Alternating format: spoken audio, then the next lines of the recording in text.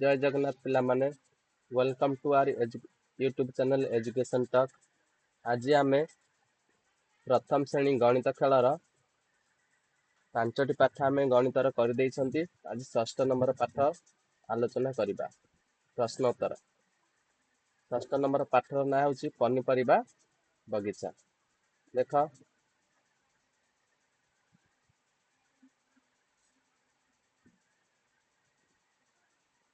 देखुच ना पनीपरिया। अच्छा कौ माने पनीपरिया बगीचा देखिच है। देख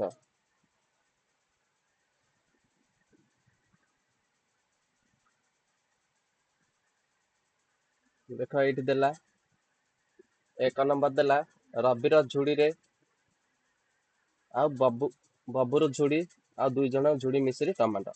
7टी टमाटो आर अच्छी आर 5टी टमाटो मिसिकी 12 टमाटो। तो 7 मिश्रण 5 केते हम ना 12 लिखिपर ना ना है। तापर देख दुईटी ये के 9टी गाजर ये 4टी गाजर 9 मिश्रण 4 मिसिकी केते 13। ये देख 8टी मूला ये अच्छी ये द्वितीय झुड़ी भी 8टी मूला तो मिसिकी केते पिला माने 16टी मूला है। नेक्स्ट माली और माला देख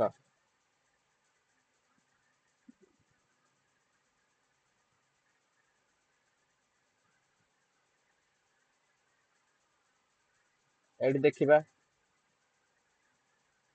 ये देख 13 मिश्रण 4 13 मिश्रण 4 17 है। ये देख 14 1 2 3 4 5 6 7 8 9 10 11 12 13 14 14 मान कौन ये आसब है 14 ये मिश्रण 5 1 2 3 4 5 तो के 19 लिखिपर है।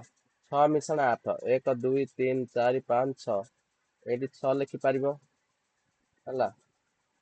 तापर मिश्रण 8 1 2 3 4 5 6 7 8 8 ये मिश्रण 6 के 14 ये लिखिपर ना ना है। सेमती 5 5 ये 7 मिशीदेव 1 2 3 4 5 6 7 7 5 12 हम ये लिखिपर 12 है। आगे चल संख्या पटी डेई डेई जोगफल केते हम लेख। देख 8 मिश्रण 5 13 13 मिश्रण 3 केते हम 16 है। 2 मिश्रण 16 केते हम 18 4 मिश्रण 12 केते हम 16 है। तापर ये देख 13 केते केते मिसेले 13 हम 5 मिश्रण 3 8 गला 10 मिश्रण 3 कले 13 हम एटा 10 केते हम 4 मिश्रण 6 कले 10 हम 18 8 मिश्रण 10 कले 18 हम है। लिखिपर ना देख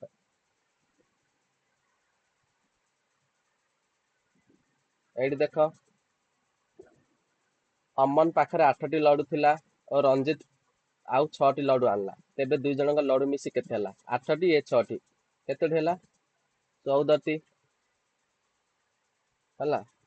मीना पाखे 12टी चूड़ी अच्छी भौणी ठार आउ 6टी चूड़ी आनला 12टी चूड़ी गोटे लिखिपर ना ना 12टी चूड़ी मिश्रण 6टी चूड़ी ये केते मिसेकी केते 18टी चूड़ी है ना ना है।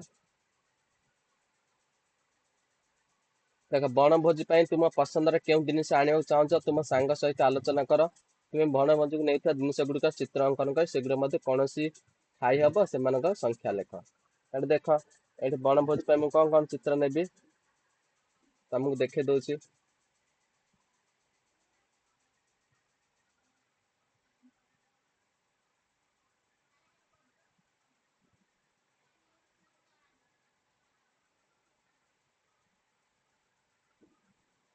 ये देख लिख ये मु ना लिखिदे तुम मैंने तार चित्र अंकन कर कौन कर मूला गाजर नब पियाज नब आलू नब है। आ कौन अंडा ହେଲା।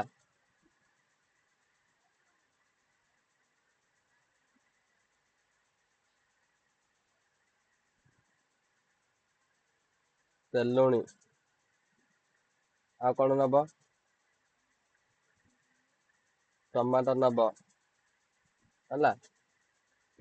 ତେଲୁଣି ତାପରେ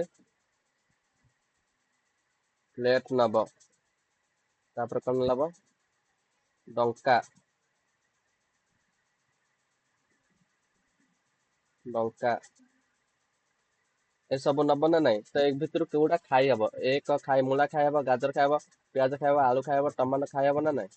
ତ ମୁଁ 5ଟା ଜିନିଷ ଏବେ ଖାଇବାକୁ ଲେଖିଦେଲି, ହଁ ନା ନାଇଁ? ନେକ୍ସଟ ଯିବା। ଦେଖ ଏଇଠି ଦେଇଛି 16 ରୁ 4 ଗଲେ କେତେ? 12। 12ଟା ବକ୍ସ ରହିବ। ଆଉ ଦେଖ 12 ରୁ 5 ଗଲେ କେତେ? ଆଉ 7ଟା ବକ୍ସ ରହିଲା। 3 ନମ୍ବର ଦେଖ 14 ରୁ 7 ଗଲେ 7। 16 ରୁ 6 ଗଲେ 10। 10ଟା ବକ୍ସ ରହିଲା। 15 ରୁ 5 ଗଲେ 10। 15 ରୁ 0 ଗଲେ 15 ହିଁ ରହିବ ହେଲା। ଏଠି ଚିତ୍ର କରିବ 1 2 3 4 5 6 7 8 9 10 11 12 13 14 15 ଶୂନ କାଇଁ ଫେଡିବ? ତ କିଛି ଫେଡ଼ିବା ଦରକାର ନାହିଁ। ଏଠି ଦେଖ 17ଟା ଗାରଟା ଆଣିବ 1 2 3 4 5 6 7 8 9 10 11 12 13 14 15 16 17। ତାର କେତେଟାକୁ କଟ୍ କରିବ? 9ଟା 1 2 3 4 5 6 7 8 9। ଆଉ କେତେଟା ରହିଲା?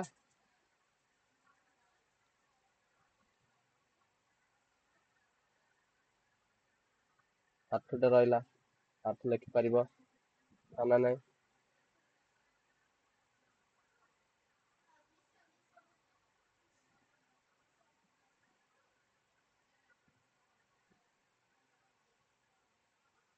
ହେଲା। 13 ରୁ ସେମିତି 13ଟା ଲାଇନ ଟାଣିବ 1 2 3 4 5 6 7 8 9 10 11 13। ତାପରେ 3ଟା ଲାଇନ କୁ କଟ୍ କରିବ 1 2 3 4 5 5ଟା ହେଇଗଲା। 3ଟା ଲାଇନ କଟ୍ କଲା ପରେ କେତେ ଆସିଲା? ଆଉ କେତେଟା ଲାଇନ ବଞ୍ଚିଲା? 10ଟା ହେଲା। ଏଇପରି ଲେଖିପାରିବ। ନେକ୍ସଟ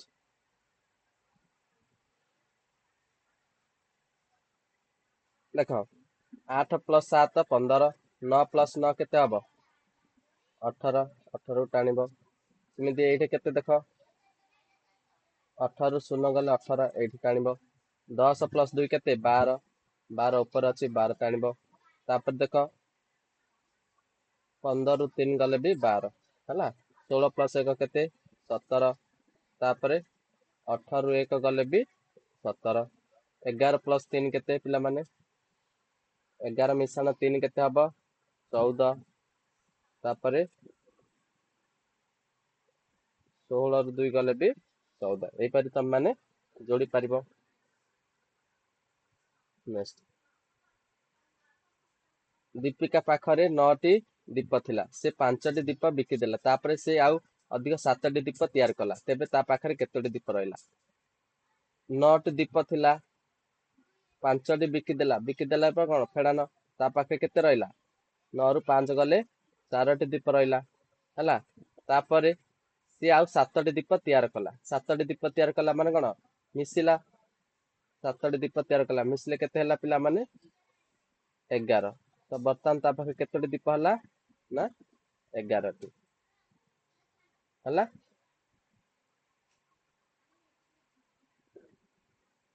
ରାଇମତିକୁ ତା ମାମୁଁ 6ଟି ଚକୋଲେଟ ଦେଲା। ତା ମାଇଁ ତାକୁ 8ଟି ଚକୋଲେଟ ଦେଲା। ରାଇମତି ତା ମାମୁଁ ଦେଲା କେତେ? ନା 6ଟି ଚକୋଲେଟ। ତା ମାଇଁ କେତେ ଦେଲା? 8ଟି ଚକୋଲେଟ। ତା ପାଖରେ କେତେଟି ଚକୋଲେଟ ହେଲା? 14ଟି ଚକୋଲେଟ ହେଲା। ତାପରେ ତା ଭଉଣୀକୁ ସେ 7ଟି ଚକୋଲେଟ ଦେଇଦେଲା। 7ଟି ଚକୋଲେଟ ବୋଲେ 7 ଫେଡାଣ କରିଦବ। ଫେଡାଣ କଲେ କେତେ ହବ? ଆଉ ତା ପାଖରେ କେତେ? 7ଟି ଚକୋଲେଟ ରହିବ। ତ କେତୋଟି ଚକୋଲେଟ? 7ଟି ଚକୋଲେଟ ରହିବ। 3 ନମ୍ବର ଦେଖ 18ଟି ସିଟ୍ ଥିବା ଗୋଟିଏ ବସରେ 9 ଜଣ ପିଲା ବସିଛନ୍ତି। ସେ ବସରେ ଆଉ କେତେ ଜଣ ପିଲା ବସି ପାରିବେ? 18ଟି ସିଟ୍ ଥିବା ବସରେ 9 ଜଣ ବସିଛନ୍ତି। ତାହେଲେ କଣ କରିବ?